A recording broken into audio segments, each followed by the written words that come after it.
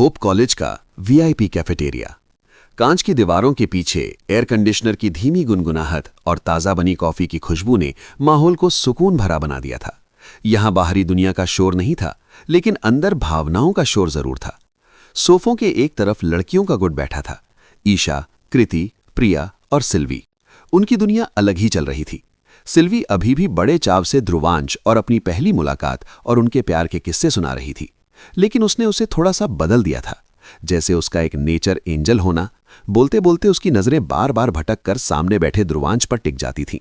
उसके चेहरे पर एक ऐसी दीवानगी थी जिसे देखकर प्रिया और कृति सिर्फ आहें भर सकती थीं।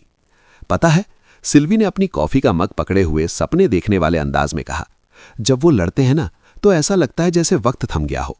वो सिर्फ एक हंटर नहीं, वो एक।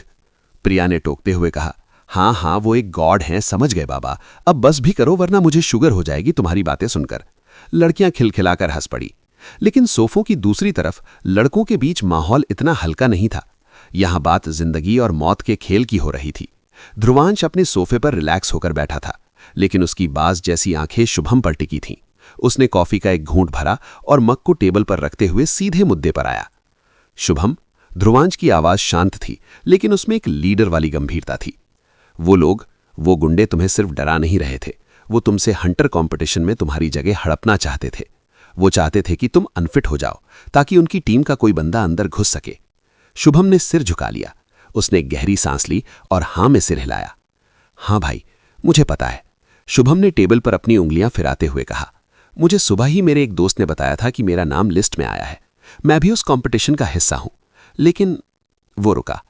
लेकिन सच कहूं तो मैंने एक बार भी हंटर पोर्टल खोलकर नहीं देखा, ना लिस्ट चेक की, ना कोई नोटिफिकेशन। ध्रुवांश, कबीर, अनिकेत और विवेक, सबके चेहरे पर हैरानी आ गई। एक हंटर के लिए इससे बड़ी खबर क्या हो सकती है कि उसे देश की सबसे बड़ी रेड के लिए चुना गया है, और ये लड़का कह रहा है कि इसने पोर्टल चेक ही नहीं किया। शुभम ने अपने सिर के पीछे हाथ रखा और एक फीकी कड़वी हंसी हंसा। असल में सर, शुभम ने ध्रुवांश की आंखों में देखते हुए बिना किसी झिझक के कहा, मैं इस कंपटीशन में हिस्सा लेना ही नहीं चाहता। सन्नाटा। वीआईपी रूम में जैसे बम फट गया हो। कबीर अपनी सीट से उछलते उछलते बचा। उसकी आंखें फटी की फटी रह गईं। क्या? कबीर लगभग चिल्लाया। क्या मतलब है तुम्हारा? पागल हो गए हो क्या? जिस जगह के लिए पूरी दुनिया के हंटर्स लड़ने मरने को तैयार हैं, लोग रिश्वत देने को तैयार हैं, वो जगह तुम्हें प्लेट में मिल रही है और तुम कह रहे हो कि तुम्हें नहीं चाहिए? विवेक ने भी अपना चश्मा ठीक करते हुए हैरानी जताई। हाँ भाई, ये तो बेवकूफ़ी है। और अगर तुम्हें हंटर रैंकिंग या कंपटीशन से कोई मतलब ही नहीं था, तो अभी बाहर वो लड़ाई क्यों की? उन गुंडों को क्यों पीटा? शुभम चुप रहा।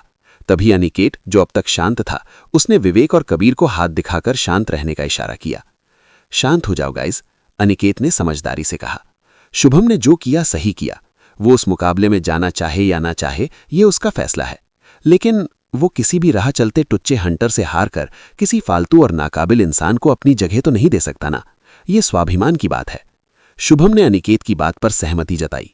बिल्कुल सर, सही कहा अनिकेत सर आपने। मैं नहीं जाऊंगा वो अलग बात है, लेकिन मुझसे मेरी जगह छीन ली जाए ये मुझे मंजूर नहीं था।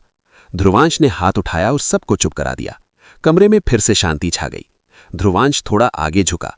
उसकी आंखों में अब सवाल नहीं, बल्कि एक जिज्ञासा थी। वो शुभम के दिल में झांकना चाहता था। बस करो तुम सब, ध्रुवांश ने अपनी टीम को डांटा, फिर शुभम की ओर मुड़ा। शुभम, हम यहां तुम्हें जज करने नहीं आए हैं। हम बस जानना चाहते हैं क्यों तुम उस मुकाबले में क्यों नहीं जाना चाहते? क्या वजह है? शुभम की नजरों में एक दर्द उभर आया। वो कुछ पल चुप रहा, जैसे सही शब्द ढूंढ रहा हो। फिर उसने अपनी नजरें उठाईं और दूसरी तरफ बैठी कृति को देखा। कृति अपनी सहेलियों के साथ हंस रही थी, बेखबर कि यहां क्या बातें हो रही हैं। शुभम की आवाज भारी हो गई। असल में भाई, मैं इस हंटर लाइफ से दूर रहना चाहता हूं। मुझे ये मारकाट, ये खून खराबा पसंद नहीं है। उसने अपनी मुट्ठियां भींच लीं। मैं हंटर शौक से नहीं बना था, मैं बना था मजबूरी में, अपने पापा के इलाज के लिए। शुभम का गला रुंध गया। मेरे डैड बहुत बीमार रहते हैं, उनका इलाज बहुत महंगा है, और मेरे पास इस दुनिया में सिर्फ दो ही लोग हैं, मेरे पापा और मेरी गर्लफ्रेंड कृति। मैं सिर्फ उनको खुश रखने के लिए, पैसों की जरूरत पूरी करने के लिए हंटर बना हूं। उसकी आंखों में डर साफ दिख रहा था। मौत का डर नहीं, बल्कि अपनों को खोने का डर। अगर उस रेड में मुझे कुछ हो गया तो मेरे पापा का क्या होगा? कृति का क्या होगा? मैं उन्हें अकेला नहीं छोड़ सकता। मैं इतना बड़ा रिस्क नहीं ले सकता। ये सुनकर कबीर और विवेक चुप हो गए। अनिकेत ने नजरें झुका ली। ये एक ऐसा कारण था जिस पर कोई बहस नहीं कर सकता था। लेकिन ध्रुवांश के अंदर कुछ हिल गया। शुभम की बातें सुनकर ध्रुवांश को अपना अतीत याद आ गया। उसे वो दिन याद आ गए जब वो भी सिर्फ अपनी माँ और बहन यानी ईशा के लिए अपनी जान जोखिम में डालता था। वो भी तो पैसों के लिए, दवाइयों के लिए हंटर बना था। उसे भी तो डर लगता था कि अगर उसे कुछ हो गया तो ईशा का क्या होगा। ध्रुवांश की आंखों में एक नमी उतर आई, लेकिन उसने उसे बहने नहीं दिया। वो अब सिर्फ एक भाई नहीं, एक लीडर था। और एक लीडर का काम होता है रास्ता दिखाना, न कि रास्ते से हटने देना। ध्रुवांश ने शुभम के कंधे पर अपना हाथ रखा। वो स्पर्श बहुत भारी और आश्वासन करने वाला था। शुभम, ध्रुवांश ने बहुत ही नरमी से कहा, मैं समझ सकता हूं। जितना तुम सोच रहे हो उससे कहीं ज्यादा मैं तुम्हारे हालात को समझता हूं। शुभम ने ध्रुवांश को देखा। ध्रुवांश ने जारी रखा, मैं भी तुम्हारी ही टीम का हिस्सा हूं और मैं भी उस रेड में जाने वाला हूं। मेरे भी अपने हैं जिनसे मैं दूर नहीं होना चाहता। ध्रुवांश की आवाज में एक जुनून आ गया। लेकिन दोस्त, मैंने अपनी जिंदगी से अब तक बस यही सीखा है कि डर कर जीने से कुछ नहीं बदलता। मुसीबतें डरने से कम नहीं होती, लेकिन जो हिम्मत करते हैं वो बहुत आगे निकल जाते हैं। वो न सिर्फ अपनी बल्कि अपने अपनों की तकदीर बदल देते हैं। ध्रुवांश ने उसे हकीकत दिखाई। तुम डर रहे हो कि अगर तुम्हें कुछ हो गया तो उनका क्या होगा, लेकिन सोचो अगर तुम उस रेड में गए और जीत कर आए तो जो इनाम, जो रुतबा और जो सुरक्षा तुम्हें मिलेगी, उससे तुम अपने पापा का बेस्ट इलाज करवा पाओगी। तुम कृति को वो सब दे पाओगे जिसकी वो हकदार है। क्या वो एक मौका इस डर से बड़ा नहीं है? शुभम की आंखों में कॉन्फ्लिक्ट चल रहा था। ध्रुवांश पीछे होकर सोफे से टेक लगा ली। मैं तुम पर दबाव नहीं डालूंगा। ये तुम्हारी जिंदगी है। तुम्हारे पास आज रात तक का टाइम है। सारी रात सोचो, ठंडे दिमाग से। उसने एक हल्की मुस्कान दी। मुझे कल सुबह अपना जवाब देना। मैं समझ रहा हूं कि ई गेट के खतरे की वजह से तुम पीछे हट रहे हो, क्योंकि तुम्हारे बाद तुम्हारे डैड का ख्याल रखने वाला कोई नहीं है। लेकिन शुभम, खुद पर भरोसा रखो और हम पर भी। हम एक टीम है। शुभम ने कुछ देर सोचा, फिर धीरे से हाँ में सिर हिला दिया। मैं सोचूंगा सर, पक्का सोचूंगा। Moonlight realm. यहां दिन और रात का खेल अलग था। स्काई सिटी के सबसे ऊंचे टावर में एक विशाल कॉन्फ्रेंस रूम था।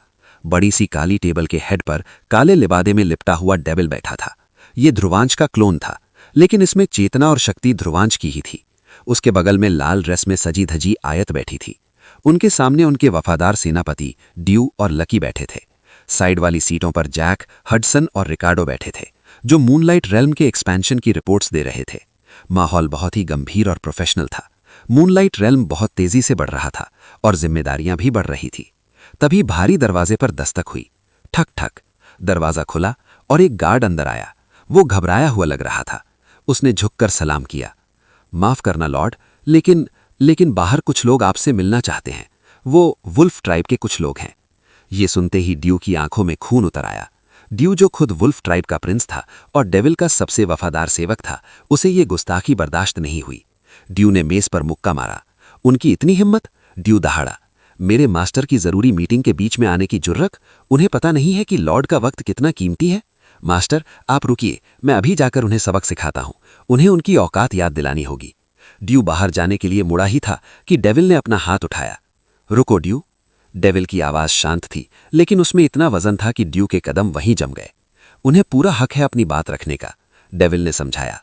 और जरा सोचो ड्यू, वो यहां इस आइलैंड के ऊपर तक आ पाए, इसका क्या मतलब है? ड्यू कंफ्यूज हो गया। डेविल ने मुस्कुराते हुए कहा, इसका मतलब है कि तुम्हारी बहन, जो नीचे की सुरक्षा संभाल रही है, उसने खुद इन्हें यहां तक आने का एक्सेस दिया है। अगर तुम्हारी बहन ने उन्हें जाने दिया तो इसका मतलब है कि बात मामूली नहीं है। वो बात हमारे लिए जरूरी है। ड्यू का गुस्सा एकदम शांत हो गया। अगर उसकी बहन ने भेजा है तो जरूर कुछ बड़ा होगा। उसने सिर झुका लिया। माफ करें मास्टर, मैं गुस्से में आ गया था। डेविल ने गार्ड की ओर देखा। भेजो इन्हें अंदर। गार्ड ने सिर झुकाया और बाहर चला गया। कुछ ही पलों बाद दरवाजा फिर से खुला। अंदर 4-5 लोगों का एक ग्रुप दाखिल हुआ। ये कोई आम सिपाही नहीं थे।